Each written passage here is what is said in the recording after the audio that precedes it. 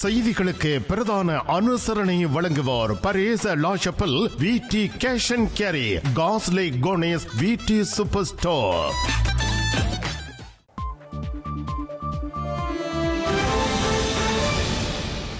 வணக்கம், இது ஐபிசி தமிழின் செய்தி நேரம். முதலில் தலைப்புச் செய்திகள்.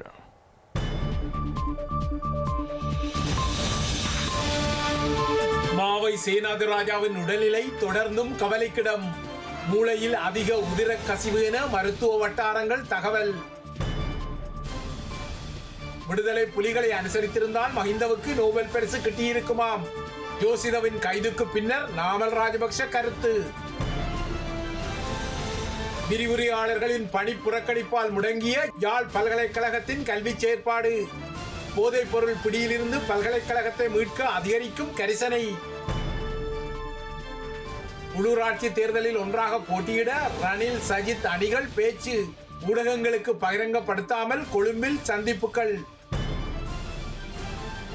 நவீன தமிழகத்தை உருவாக்கியது திராவிடம் என்கிறார் முதல்வர் ஸ்டாலின். சீமானின் திராவிட எதிர்ப்பு நிலை கருத்துக்கு புதிய பதிலடி. அமெரிக்காவில் சட்டவிரோத குடியேறிகள் மீது தொடர்ந்தும் தீவிர வேட்டை. சீக்கிய வழிபாட்டு இடங்கள் மீதான சோதனைகளுக்கு கடும் எதிர்ப்பு.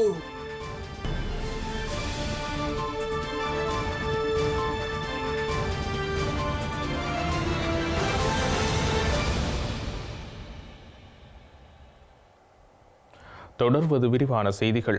இலங்கை தமிழரசு கட்சியின் மூத்த தலைவரும் முன்னாள் நாடாளுமன்ற உறுப்பினருமான மாவை சேனாதிராஜாவின் உடல்நிலை கவலைக்கிடமாக உள்ளதாக செய்திகள் இன்று முன்னிரவில் கிட்டியுள்ளன.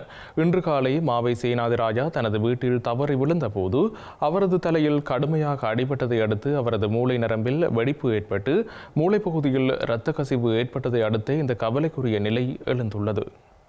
யாழ்ப்பாணத்தில் உள்ள வீட்டில் தவறி விழுந்துள்ள நிலையில் மாவை சேனாதிராஜாவின் மூளையில் உள்ள இரத்த குழாய் வெடித்துள்ளதாக தெரிவிக்கப்பட்டுள்ளது. இதனையடுத்து தெல்லிப்பளை ஆதார வைத்தியசாலையில் அனுமதிக்கப்பட்டுள்ள அவர் இன்று காலை மேலதிக சிகிச்சைக்காக யாழ் போதனா வைத்தியசாலைக்கு மாற்றப்பட்டுள்ளார். அங்கு மாவை சேனாதிராஜாவுக்கு மேற்கொள்ளப்பட்ட சிடி ஸ்கேன் எனப்படும் கதிரியக்க பரிசோதனையில் தலையில் கணிசமான அளவு இரத்தப்பெருக்கு இருப்பதை வைத்திய நிபுணர்கள் கண்டறிந்துள்ளனர். இதன் காரணமாக மாவை சேனாதிராஜாவுக்கு தொடர்ந்தும் தீவிர சிகிச்சை பிரிவில் சிகிச்சை அளிக்கப்பட்டு வருவதாக யாழ் போதனா வைத்தியசாலையின் பணிப்பாளர் தங்கமுத்து சத்தியமூர்த்தி தெரிவித்துள்ளார்.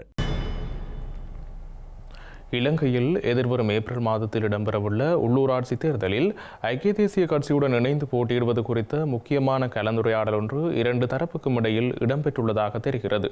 இரண்டு தரப்பு ஊடகங்களுக்கு பகிரங்கமாக எதுவும் தெரிவிக்காத நிலையில் இந்த சந்திப்பை நடத்தியதாக அரசியல் வட்டாரங்கள் குறிப்பிட்டுள்ளன. ஸ்ரீலங்காவின் அரசியல் களத்தில் ரணில் விக்ரமசிங்க மற்றும் சஜித் பிரேமதாஸ் ஆகியோருக்கு இடையில் தோன்றிய பிளவு ஐக்கிய தேசிய கட்சியினை கடந்த தேர்தல்களில் மிக கடுமையாக பலவீனப்படுத்திய அதே சமயம் சஜித் பிரேமதாசவால் உருவாக்கப்பட்ட ஐக்கிய மக்கள் சக்திக்கும் முழு வெற்றியை வழங்கவில்லை. இந்நிலையில் கடந்த தேர்தல்களில் ஜேவிபி மேற்பார்த்த தேசிய மக்கள் சக்தி ஆட்சியை பிடித்தது. இதையடுத்து தமக்கிடையிலான பிளவுகளை களைந்து மீண்டும் ஒன்றாக பயணிப்பது என இரண்டு தரப்புக்கும் நல்லதென்ற அடிப்படையில் இரண்டு தரப்பையும் ஒன்றாக இணைப்பது தொடர்பில் கலந்துரையாடல் இடம்பெற்று வருகின்றன. ஏற்கனவே இரண்டு சுற்று கலந்துரையாடல்கள் நடத்தப்பட்டுள்ள நிலையில் இன்று மூன்றாம் சுற்று கலந்துரையாடல் நடத்தப்பட்டதாக தெரிவிக்கப்பட்டுள்ளது. இன்றைய கலந்துரையாடலில் ரணில் விக்ரமசிங்க மற்றும் சஜித் பிரேமதாஸ் ஆகியோரின் நிலைப்பாடுகள் தொடர்பில் ஆராயப்பட்டதாகவும் அதேபோல முந்தைய கலந்துரையாடல்களின் போது முன்மொழியப்பட்ட தீர்மானங்கள் பரிசீலிக்கப்பட்டதாகவும் தெரிவிக்கப்பட்டுள்ளது. இந்த கலந்துரையாடல் குறித்து இரண்டு தரப்பும் இன்று மாலை வரை ஊடகங்களுக்கு பகிரங்கமாக எதையும் தெரிவிக்கவில்லை என்பதும் எதிர்வரும் உள்ளூராட்சி மன்ற தேர்தலில் ஐக்கிய தேசிய கட்சியும் ஐக்கிய மக்கள் சக்தியும் இணைந்து போட்டியிட்டால் அது ஆளும் தேசிய மக்கள் சக்திக்கு ஒரு சவாலாக அமையும் எனவும் பரவலாக எதிர்பார்க்கப்படுகிறது. ஸ்ரீலங்காவின் முன்னாள் அரசு தலைவரும் தனது தந்தையுமான மஹிந்த ராஜபக்ச விடுதலை புலிகளுடன் ஒரு புரிந்துணர்வு ஒப்பந்தத்தை செய்திருந்தால் அமைதிக்கான நோபல் பரிசை வென்றிருப்பார் என நாடாளுமன்ற உறுப்பினர் நாமல் ராஜபக்ச இன்று தெரிவித்தார். ராஜபக்ச ஆட்சி காலத்தில் மேற்கொள்ளப்பட்ட நிதி முறைகேடுகளில் மஹிந்தவின் இன்னொரு புதல்வன் ஜோசித கைது செய்யப்பட்டு பிணையில் விடுவிக்கப்பட்ட நிலையில் இந்த கருத்து வந்துள்ளது. ராஜபக்ஷ குடும்பத்திற்கு நோபல் பரிசு கிட்டும் நிலை இருந்தாலும் சிங்கள இனத்திற்காக மஹிந்த ராஜபக்ஷ அவ்வாறான பெருமையை விரும்பாமல் விடுதலை புலிகளை அளித்ததாக நாமல் ராஜபக்ஷ இன்று தெரிவித்துள்ளார். விடுதலை புலிகளை ஒழித்தால் ராஜபக்ஷ சந்ததி துன்பப்பட வேண்டியிருக்கும் என்ற உண்மையை தமது குடும்பம் ஆரம்பத்தில் இருந்தே அறிந்துள்ளதாகவும் குறிப்பிட்டுள்ள அவர் எவ்வாறான சவால்கள் வந்தாலும் ராஜபக்ஷக்கள் அரசியலை தொடர்வார்கள் என்றும் குறிப்பிட்டுள்ளார். ராஜபக்ஷ ஆட்சி காலத்தில் மேற்கொள்ளப்பட்ட நிதி முறைகேடுகள் குறித்த வழக்குகள் மீண்டும் விசாரிக்கப்பட்டு வரும் நிலையில் சிங்கள மக்களின் அனுதாபத்தை பெறுவதற்காக நாமல் ராஜபக்ஷ இந்த கருத்தினை வெளியிட்டுள்ளார்.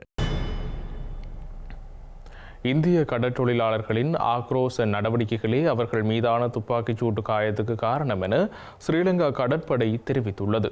இந்த நிலையில் இலங்கை கடற்பரப்புக்குள் அத்துமீறிய ஏனைய இந்திய கடற்றொழிலாளர்கள் மேலதிக சட்ட நடவடிக்கைகளுக்காக ஸ்ரீலங்கா கடற்றொழில் திணைக்களத்திடம் ஒப்படைக்கப்பட்டுள்ளனர்.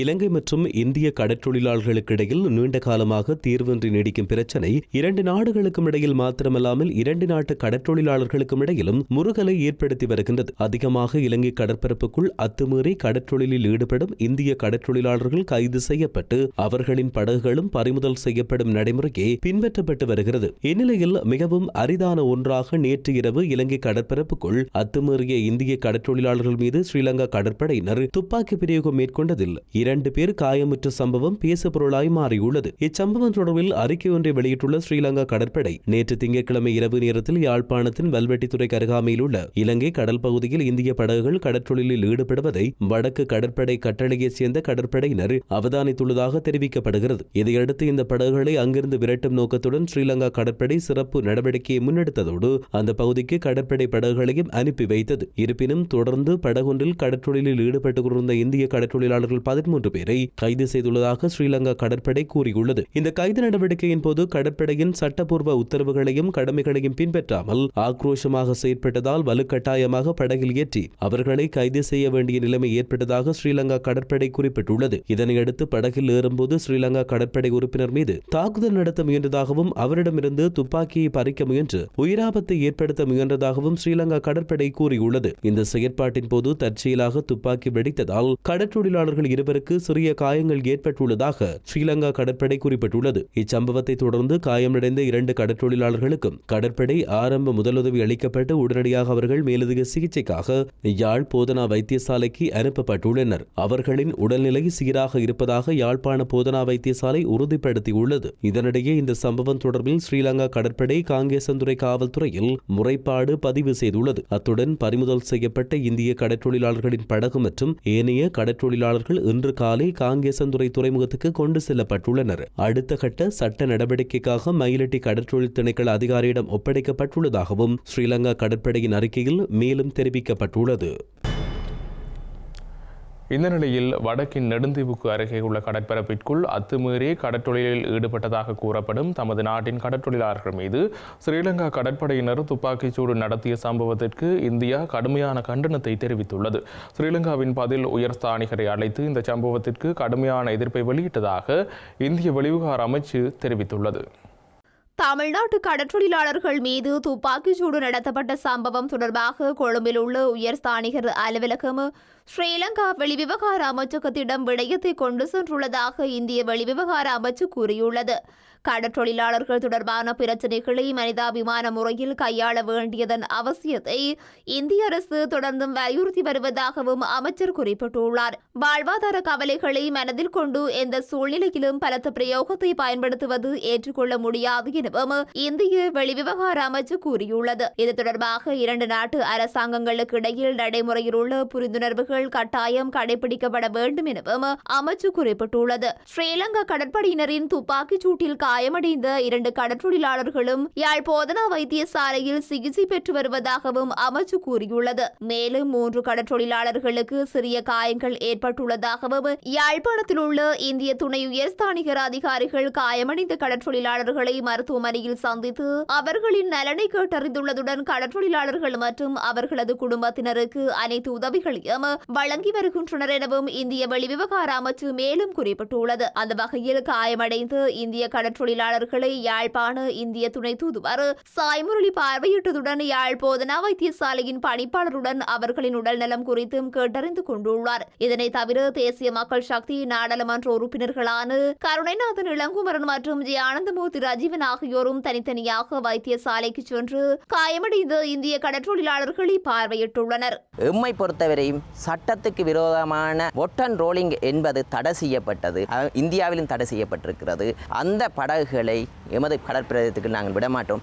எதிர்வரும் காலங்களிலும் கைது நடவடிக்கைகளை செய்வோம். ஏனென்றால் முன்னைய காலத்தில் நேவி அவர்களது படகுக்கு வரும்போது சுடு தண்ணியால் அந்த இன்ஜினிலிருந்து கீழ் தண்ணியால் எமது நேவி உத்தியோகத்தர்களுக்கும் கடற்படை உத்தியோகத்தர்களுக்கும் தாக்குதலை செய்திருந்தார்கள். அவர்களுக்கும் பாதிப்பு ஏற்பட்டு இவ்வாறு ஆஸ்பத்திரியில் இருந்தார்கள். இன்றைய தினம் அவர்கள் படகில் ஏறிய போது அவர்களை ஒரு நபரை மேத்தி கொண்டு தப்பிச் செல்லும் எடுத்த நடவடிக்கை நிமித்தமாக அவர்களை மீள கொண்டு வருவதற்காக ஒரு நடவடிக்கை எடுத்து இன்றைய தினம் 2 பேரையும் ஆஸ்பத்திரிக்கு அவர்களும் கூறியிருந்தார்கள். நேவியோரால் ஏறியிருந்தவர்கள் நாங்கள் படகை திருப்பிக் கொண்டு போக வழிகிட்டதன் நிமித்தம் தான் ஏற்பட்ட விளைவென்று அவர்கள் கூறியிருந்தார்கள். எதிர்வரும் காலத்தில் எல்லை தாண்டுவது என்பது சட்டத்துக்கு விரோதமான தொழில். எமது நாட்டுக்குள் வருவதை நாங்கள் நிறுத்துவோம். எமது அரசாங்கம் என்ற வகையில் அவர்கள் மக்கள் விசுவாசமுள்ள அரசாங்கம் என்ற வகையில் நாங்கள் மக்கள் பக்கம் நிற்போம்.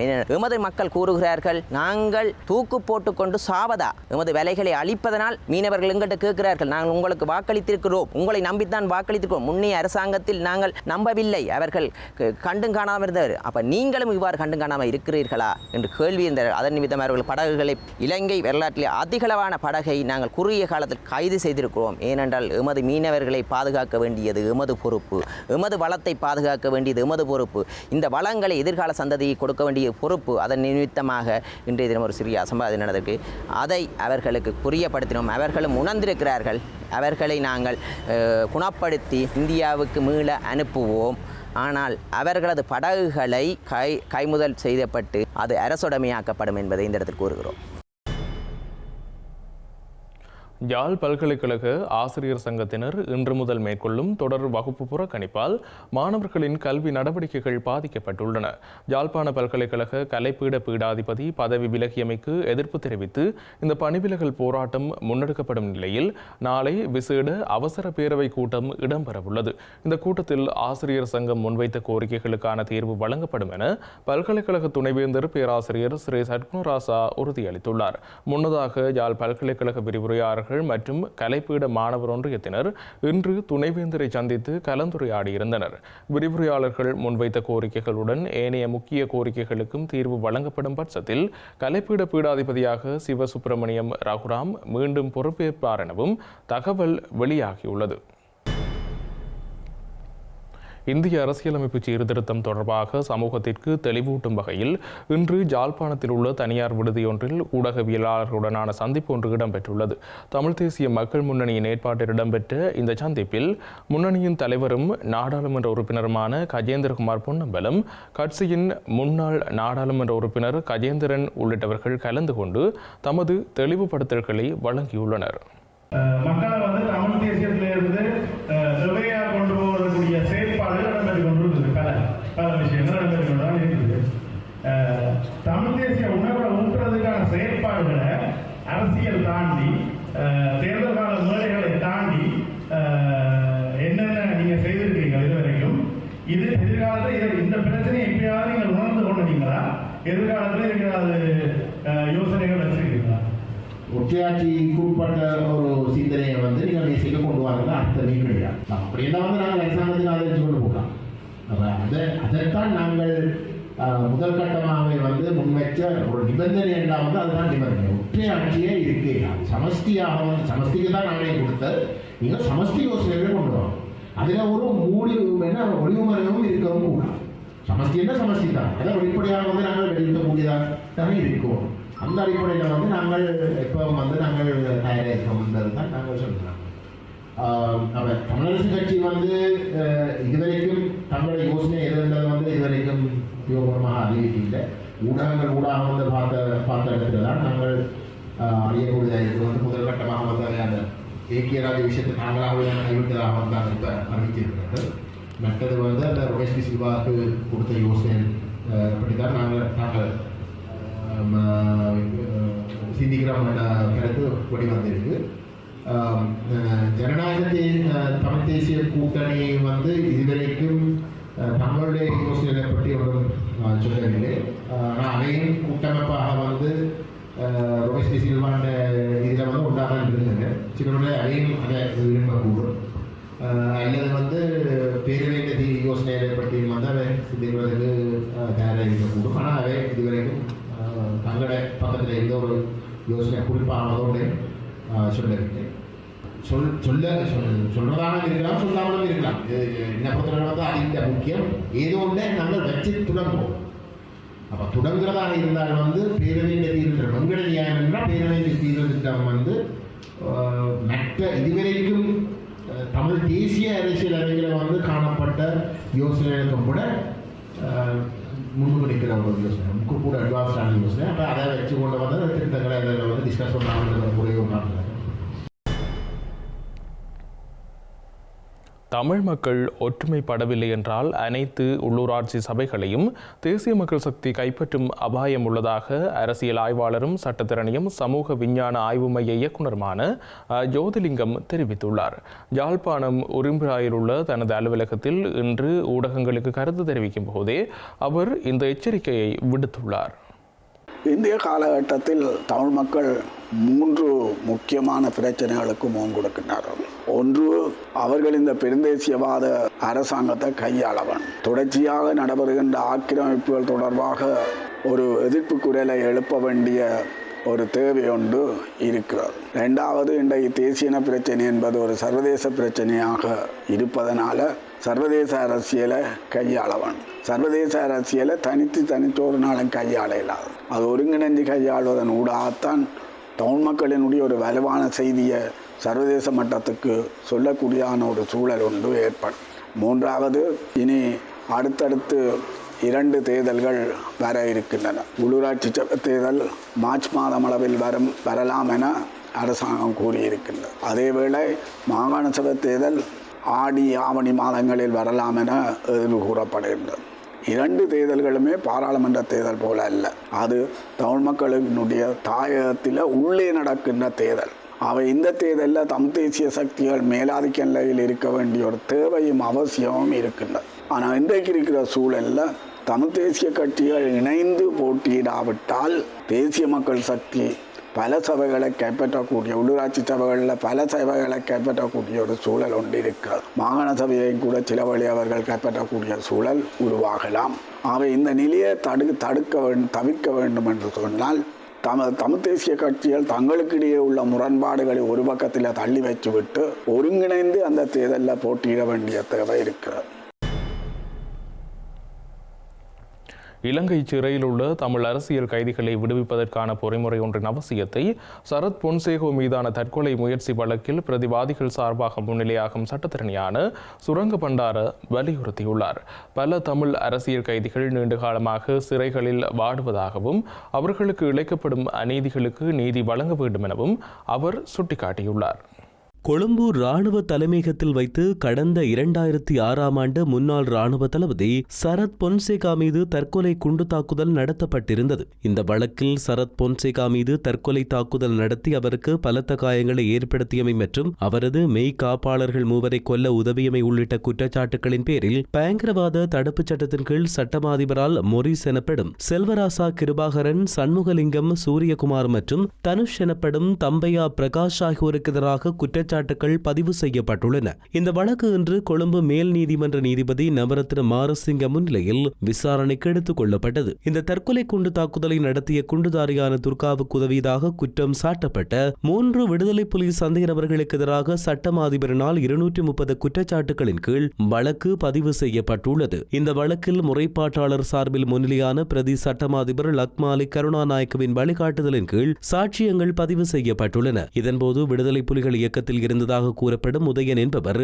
அரசு தரப்பு சார்பாக வாக்குமூலம் வழங்கியுள்ளார். 2002ஆம் ஆண்டு விடுதலை புலிகள் அமைப்பில் இணைந்ததாகவும் 2009ஆம் ஆண்டு கைது செய்யப்பட்டதாகவும் பிரதிவாதி தரப்பில் முன்னிலையான சட்டத்தரணி சுரங்க பண்டார தெரிவித்துள்ளார். இறுதியுத்த கால பகுதியில் சாட்சியாளரான உதயனுக்கு காலில் காயம் ஏற்பட்டதாகவும் முத்தப்பன் முகாமில் தாம் பணியாற்றிய போது 2வது பிரதிவாதியாக பெயரிடப்பட்டுள்ள சண்முகலிங்கம் சூரியகுமாரை தாம் கண்டதாகவும் சாட்சியம் வழங்கியுள்ளார். முதலாவது சாட்சியாளரான மொரிஸ் எனப்படும் செல்வராசா கிருபாகரனையும் தாம் அறிந்துள்ள போதிலும் அவரது முகத்தை நேரில் தாம் பார்க்கவில்லை எனவும் உதயன் சாட்சியம் வழங்கியுள்ளார். சாட்சியாளரான உதயன் என்பவர் கைது செய்யப்பட்ட போதிலும் அவருக்கு எதிராக வழக்குகள் எதுவும் தொடுக்கப்படவில்லை என பிரதிவாதி தரப்பு சட்டத்தரணி சுரங்க பண்டார குறிப்பிட்டுள்ளார். பயங்கரவாத தடுப்பு பிரிவினரால் சாட்சியாளர் அச்சுறுத்தப்பட்டு இவ்வாறான வாக்குமூலம் வழங்கப்பட்டிருக்கலாம் எனவும் அவ்வாறாயின் சாட்சியாளரும் இந்த வழக்கில் குற்றமிழைப்பதற்கு உடந்தையாக இருந்தவர் என்றே கருதப்பட வேண்டும் எனவும் சுரங்க பண்டார மேலும் கூறியுள்ளார். இந்த வழக்கின் 3வது சந்தேக நபரான தனுஷ் எனப்படும் தம்பையா பிரகாசுக்கு எதிராக எந்தவொரு சாட்சியங்களும் முன்வைக்கப்படவில்லை எனவும் அவர் குறிப்பிட்டுள்ளார். இந்த வழக்கில் நாளைய தினம் சுவர்ணா என்ற சாட்சியாளர் சாட்சியளிக்க உள்ளதாகவும் பிரதிவாதி தரப்பு சட்டத்தரணி சுரங்க பண்டார மேலும் கூறியுள்ளார். பிரித்தானியாவின் வெளிவிவகார பொதுநலவாய மற்றும் அபிவிருத்தி அலுவலக துணைச் செயலாளர் கத்தரின் வெஸ்ட் இன்று யாழ்ப்பாணத்திற்கு விஜயம் செய்துள்ளார். இந்த பயணத்தின் போது தமிழ் தேசிய அரசியலை முன்னெடுக்கும் யாழ் மாவட்ட நாடாளுமன்ற உறுப்பினர்களையும் அவர் சந்தித்து கலந்துரையாடியுள்ளார். ஸ்ரீலங்கா மற்றும் பிரித்தானியாவுக்கு இடையிலான உறவினை வலுப்படுத்தவும் வளர்ச்சியினை ஊக்குவிக்கும் நோக்கிலும் கத்தரின் வெஸ்ட் இலங்கைக்கு பயணம் செய்துள்ளார். அந்த வகையில் இன்று யாழ்ப்பாணத்திற்கு சென்றிருந்த கத்தரின் வெஸ்டை நாடாளுமன்ற உறுப்பினர்களான கஜேந்திரகுமார் பொன்னம்பலம் மற்றும் சிவஞானம் ஸ்ரீதரன் ஆகியோர் சந்தித்து கலந்துரையாடியுள்ளனர். யாழ்ப்பாணம் பொது நூலகத்திற்கு சென்ற பிரித்தானிய துணைச் செயலாளர் குடிசார் சமூக தலைவர்களையும் சந்தித்து கலந்துரையாடியிருந்தார். இதன்போது ஸ்ரீலங்காவுக்கான பிரித்தானிய உயர்ஸ்தானிகர் ஆண்ட்ரூ ஃபெட்ரிக்கும் உடனிருந்தமை குறிப்பிடத்தக்கது. ஸ்ரீலங்காவின் தற்போதைய தேசிய மக்கள் சக்தி அரசாங்கம் மட்டுமல்லாமல் முந்தைய அரசாங்கங்களும் உப்பை இறக்குமதி செய்ய நடவடிக்கை எடுத்துள்ளதாக அமைச்சரவை பேச்சாளர் நலிந்த ஜெயதிச தெரிவித்துள்ளார். அனுரகுமார் திசாநாயக்க தலைமையிலான அரசாங்கம் ஆட்சிக்கு வந்த பின்னர் தேங்காய் மற்றும் அரிசியை போன்று உப்புக்கும் தட்டுப்பாடு ஏற்பட்டமை தொடர்பாக விமர்சனங்கள் முன்வைக்கப்படும் நிலையில் அமைச்சர் இந்த கருத்தை கூறியுள்ளார். ஸ்ரீலங்காவின் தற்போதைய தேசிய மக்கள் சக்தி அரசாங்கம் 3000 மெட்ரிக் டன் உப்பை இறக்குமதி செய்ய நடவடிக்கை எடுத்துள்ளது. அந்த வகையில் இதுவரை 4050 மெட்ரிக் டன் உப்பு இறக்குமதி செய்யப்பட்டுள்ளதாகவும் தெரிவிக்கப்பட்டுள்ளது. இந்த நிலையில் மீதமுள்ள உப்பு இருப்பை தனியார் இறக்குமதியாளர்கள் வர்த்தக அமைச்சின் மூலம் இறக்குமதி செய்ய முடியும் எனவும் அமைச்சரவை பேச்சாளர் அமைச்சர் நலிந்த ஜேதிஸ் தெரிவித்துள்ளார். ஒரு வருடத்திற்கு தேவைப்படும் உப்பின் அளவு 18000 மெட்ரிக் டன் எனவும் சீரற்ற வானிலை காரணமாக உள்நாட்டு உப்பு உற்பத்தி 12000 மெட்ரிக் டன்னாக குறைந்துள்ளதாகவும் அவர் தெரிவித்துள்ளார். இதன் பிரகாரம் இலங்கையில் 60000 மெட்ரிக் டன் உப்பு பற்றாக்குறை இருப்பதாகவும் அதில் ஒரு பகுதியை இறக்குமதி செய்ய அமைச்சரவை அனுமதி கிடைத்துள்ளதாகவும் அமைச்சர் நலிந்த ஜேதிஸ் தெரிவித்துள்ளார். திருகோணமலை மாவட்டத்தில் மேற்கொள்ளப்படும் மணல் அகழ்வு தொழிலுக்கு அனுமதி வழங்குவதில் ஏற்பட்டுள்ள தாமதங்கள் மற்றும் சிக்கல்கள் குறித்து முக்கியமான கலந்துரையாடல் ஒன்று இடம்பெற்றுள்ளது. கிழக்கு மாகாண ஆளுநர் பேராசிரியர் ஜெயந்தலால் ரத்னசேகர மற்றும் வெளிநாட்டு வேலைவாய்ப்பு பிரதி அமைச்சர் அருண் ஹேமச்சந்திர ஆகியோரின் தலைமையில் இந்த கலந்துரையாடல் நடத்தப்பட்டுள்ளது. திருகோணமலையில் உள்ள ஆளுநர் செயலகத்தில் இன்று இடம்பெற்ற கலந்துரையாடலில் மாவட்டத்தின் பல்வேறு பிரச்சினைகள் குறித்து கவனம் செலுத்தப்பட்டுள்ளது. குறிப்பாக திருகோணமலை மாவட்டத்தில் மணல் அகழ்வு தொழிலுக்கு அனுமதி வழங்குவதில் உள்ள தாமதங்களுக்கு காரணமான பிரச்சினைகளை தீர்ப்பதற்கான வழிமுறைகள் இந்த கலந்துரையாடலில் முன்வைக்கப்பட்டுள்ளன.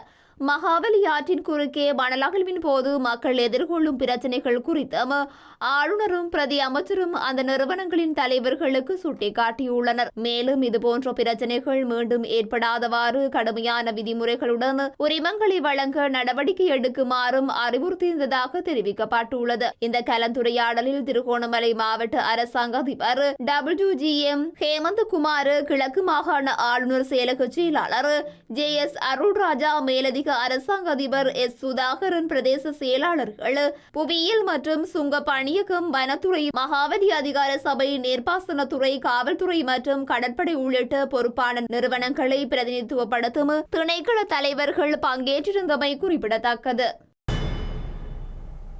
இலங்கையில் உள்ள சில முக்கிய மருத்துவமனைகளில் அறுவை சிகிச்சைகளை துரிதப்படுத்துவதற்கான திட்டம் ஒன்று முன்வைக்கப்பட்டுள்ளது.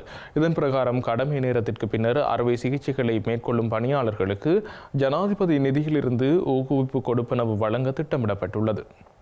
2025ஆம் ஆண்டுக்காக ஜனாதிபதி நிதியத்தின் நிர்வாக சபை ஜனாதிபதி அனுரகுமார திசநாயக்க தலைமையில் இன்று ஜனாதிபதி அலுவலகத்தில் கூடியது. ஜனாதிபதி நிதியத்தின் நன்மைகள் உண்மையாக மக்களை சென்றடையும் வகையில் வினை திறனான சேவைகளை வழங்கும் வகையில் திட்டம் தயாரித்தல், புதிய யோசனைகள் மற்றும் தற்போதுள்ள பிரச்சினைகளை கண்டறிந்து அவற்றுக்கான தீர்வுகளை வழங்குவது குறித்தும் இந்த சந்திப்பில் கலந்துரையாடப்பட்டது. நோயாளிகளுக்கு அதிக நன்மைகளை வழங்கும் வகையில் ஜனாதிபதி நிதியத்தின் செயற்பாடுகளை கிராம மட்டத்திற்கு விரிவுபடுத்துவதற்கும் பிரதேச செயலகம் மூலம் சேவைகளை இணைய வழி மூலம் வழங்குவதற்கும் ஜனாதிபதி நிதியத்தின் நிர்வாகக் குழு அங்கீகாரம் அளித்துள்ளது. அரசு மருத்துவமனைகளில் அறுவை சிகிச்சைகளுக்காக காத்திருப்போர் பட்டியலில் அதிக எண்ணிக்கையிலானோர் காத்திருப்பது குறித்து ஆராயப்பட்டு இந்த தீர்மானம் மேற்கொள்ளப்பட்டுள்ளது. இதற்கான தீர்வாக கடமை நேரத்திற்கு பின்னர் அறுவை சிகிச்சைகளை மேற்கொள்ளும் பணியாளர்களுக்கான ஊக்குவிப்பு கொடுப்பனவை ஜனாதிபதி நிதியிலிருந்து நிதி ஒதுக்குவது குறித்து கவனம் செலுத்தப்பட்டது. தற்பொழுது இந்த முறைமை கராப்பிட்டிய மருத்துவமனையில் மாத்திரம் முன்னெடுக்கப்படுவதாக தெரிவிக்கப்பட்டுள்ளது. எதிர்காலத்தில் அதனை தேசிய மருத்துவமனை, கண்டி போதனா வைத்தியசாலை மற்றும் ரிஜ்வி சீமாட்டி சிறுவர் மருத்துவமனை ஆகியவற்றிலும் முன்னெடுப்பது குறித்து கவனம் செலுத்தப்பட்டது. கல்வி கற்கும் பிள்ளைகளுக்கு ஜனாதிபதி நிதியத்தின் மூலம் வசதிகளை வழங்குவதை மேலும் விரிவுபடுத்துவது குறித்தும் இதன்போது ஆராயப்பட்டுள்ளது. காப்போதா சாதாரண தரம் மற்றும் உயர்தரத்தில் கல்வி கற்கும் பிள்ளைகளை மையமாக கொண்டு புதிய திட்டங்களை ஆரம்பிப்பதற்கும் தற்பொழுது முன்னெடுக்கப்படும் திட்டங்களை தொடர்ந்து முன்னெடுக்கவும் திட்டமிடப்பட்டுள்ளது. இந்த நிர்வாக சபை கூட்டத்தில் பிரதமர் கலாநிதி ஹர்னி அமரசூரிய, சபாநாயகர் வைத்தியர் ஜகத் விக்ரமரத்ன, எதிர்க்கட்சித் தலைவர் சஜித் பிரேமதாச, ஜனாதிபதி நிதியத்தின் செயலாளர் மற்றும் ஜனாதிபதியின் சிரேஷ்ட மேலதிக செயலாளர் ரொஷான் கமகே, பேராசிரியர் JRP ஜெயக்கொடி, முன்னாள் கணக்காய்வாளர் நாயகம் சரத் சந்திரஸ்ரீ மாயாதுன்னே மற்றும் ஜனாதிபதி நிதியத்தின் மூத்த உறுப்பினர்கள் கலந்து கொண்டனர். செய்திகளின் நிறைவாக மீண்டும் தலைப்புச் செய்திகள்.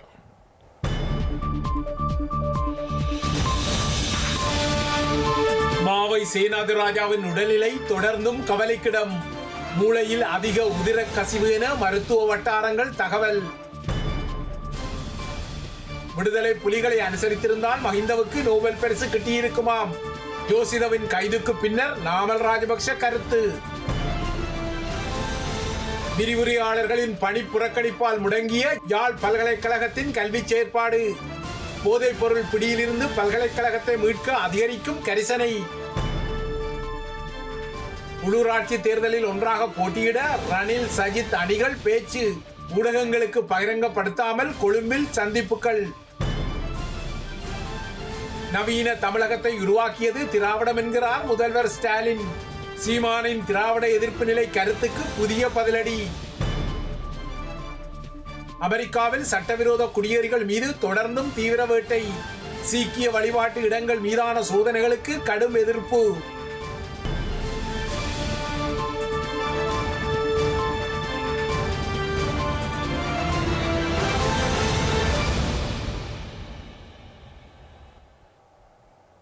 இத்துடன் ஐபிஎஸ் தமிழின் செய்தி நேரம் நிறைவடைகின்றது. உடனுக்குடன் செய்திகளை அறிந்து கொள்ள ibstamil.com என்ற எமது இணையதளத்தை பார்வையிடுங்கள். வணக்கம்.